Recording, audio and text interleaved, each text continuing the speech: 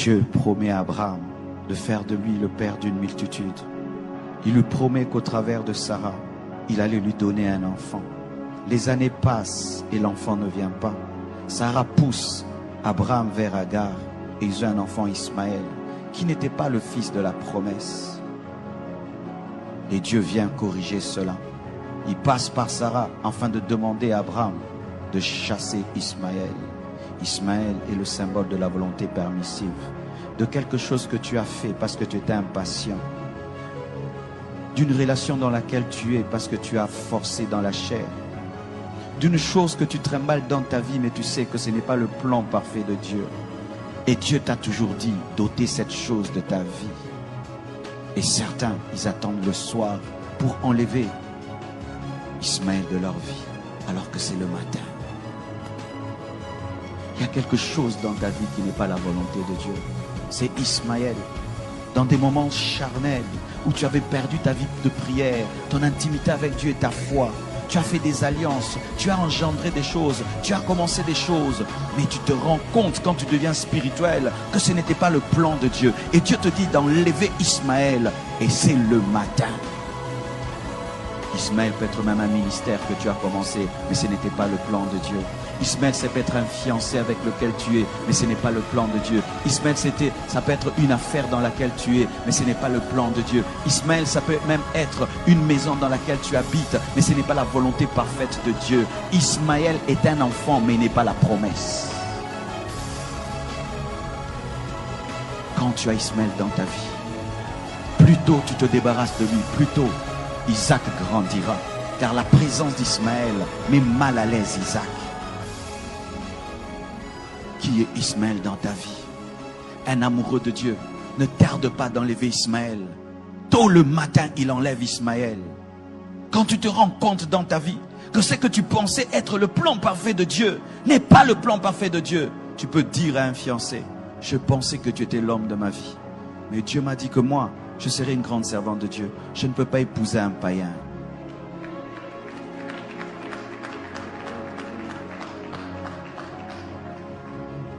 Tu peux avoir commencé un ministère dans la rébellion contre ton père spirituel. Mais quand tu deviens spirituel, tu te rends compte que cette église n'est pas dans la volonté de Dieu. Tu fermes l'église et tu rentres au pied de ton pasteur. Et tu dois le faire à temps. Tu dois le faire très tôt. Qu'est-ce qui est dans ta vie, Ismaël? Lorsque tu as Ismaël dans ta vie, voici ce qui va t'arriver. Ce n'est pas Satan qui te combattra, c'est Dieu lui-même qui va te combattre. C'est lui qui sera ton ennemi numéro 1. Il s'opposera à toi jusqu'à ce que tu comprendras que tu n'es pas plus sage que lui. Enlevez vos Ismaël très tôt. Ne dis pas: je vais le faire dans 1 mois, dans 2 mois, dans 3 mois. Le plan de Dieu va prendre du retard dans ta vie. Je vous assure, mes frères et sœurs, il y a des choses qui prennent 10 ans dans nos vies, alors que ça devait prendre 1 semaine.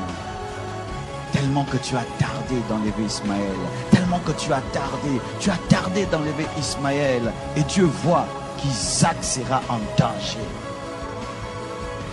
Tant que tu ne lâches pas la volonté permissive, tu ne vivras jamais la volonté parfaite de Dieu.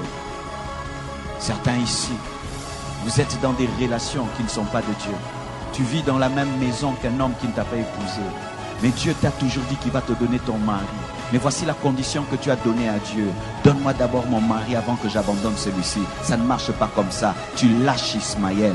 Tu dois lâcher Ismaël. Tu dois lâcher Ismaël. Je dis tu dois lâcher Ismaël. Dieu me dit qu'il y a des gens qui sont dans de telles situations, qui sont en train de poser des conditions à Dieu avant d'obéir. Vous allez obéir trop tard.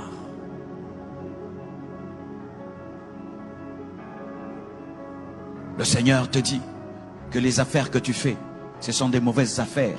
Tu es en train de gagner ta vie, mais dans le vol. Tu gagnes ta vie dans la magouille. Et il te dit d'arrêter ce travail. Mais tu poses cette condition: Seigneur, tu me donnes d'abord un bon travail, et alors j'abandonnerai le mauvais. Non, tu abandonnes le mauvais d'abord, et le plan de Dieu s'accomplira.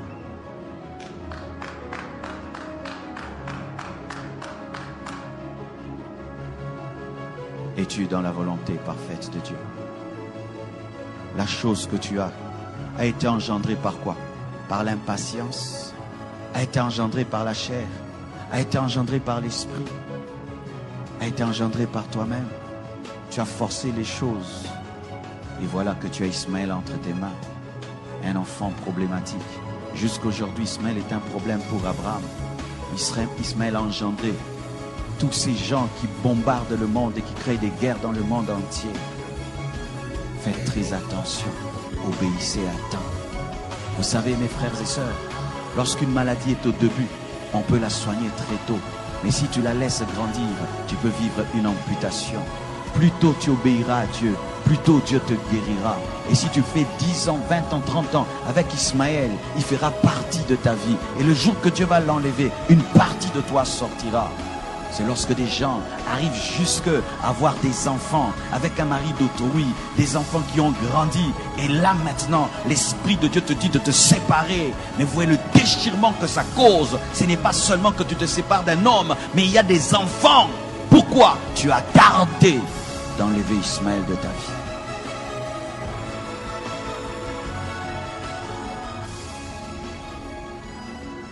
Écoutez, c'est bien. Dire qu'on a bien prêché dans la convention, c'est bien. Mais si nous, après nous avoir écoutés, mes frères, vous ne pratiquez pas ce que vous avez entendu, et vous tardez encore, vos cœurs vont s'endurcir. Les hommes de ce monde disent qu'il faut battre le fer lorsqu'il est chaud. Pendant que l'Esprit de Dieu est en train d'opérer dans ce domaine de ta vie, profite-en pour décider et te libérer d'Ismaël.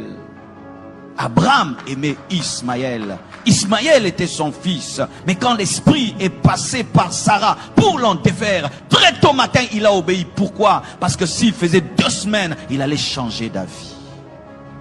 Je ne sais pas si ça t'arrive. Des fois, pour faire une chose, il faut vite la faire. Car si tu tardes, le diable va te parler et tu vas trouver des arguments pour rester dans un mal pendant 2 semaines. Et puis 2 semaines, ça fait 1 mois, 1 année, 2 ans, 3 ans. Et tu te retrouves à ta mort. Tu n'as jamais abandonné Ismaël.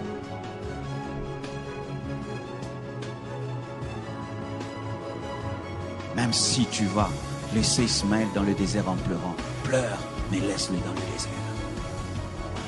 Même si tu vas te séparer de cette fille en pleurant, pleure, mais laisse-la dans le désert. Même si tu vas sortir de cette relation en pleurant, pleure, mais laisse ça dans le désert. Parce que Jésus ne vient pas par Ismaël, Jésus vient par Isaac, Jésus vient par Isaac. La promesse n'est pas faite à Ismaël, elle est faite à Isaac. Et tu es en train de t'attacher à ce qui ne t'engendrera rien du tout. Certains même, vous êtes dans des églises qui sont des Ismaël. Tu es allé dans une église par colère. Tu es allé dans une église par rébellion. Tu es allé dans une église par impatience. Et là-bas, tu es en train de mourir spirituellement. Tu es en train de mourir en toi-même. Et le Seigneur te parle et il te dit, ce n'est pas l'endroit. Mais tu as déjà une responsabilité. Tu as déjà des postes. Tu as des ceci, de cela. Et tu te regardes que tu perdras cela. Tout ce qu'on t'a donné là-bas comme titre, c'est Ismaël. Car des fois, le diable encourage la rébellion en faisant qu'on t'élève dans la rébellion. Ismaël, ce sont des faux papiers. Des faux papiers. Tu t'appelles Jonathan, mais dans tes papiers, tu t'appelles Gélor. Des faux papiers. Une vie de mensonge, où tu mens chaque année et chaque mois. Ismaël, une vie qui n'est pas ta vie. Lorsque tu regardes ta vie, est-ce que c'est ta vraie vie? Aimes-tu ta vie? Es-tu heureux de cette vie que tu as? C'est Ismaël. Tu dois quitter cette vie, mais tu dois décider quand? Le matin. Maintenant.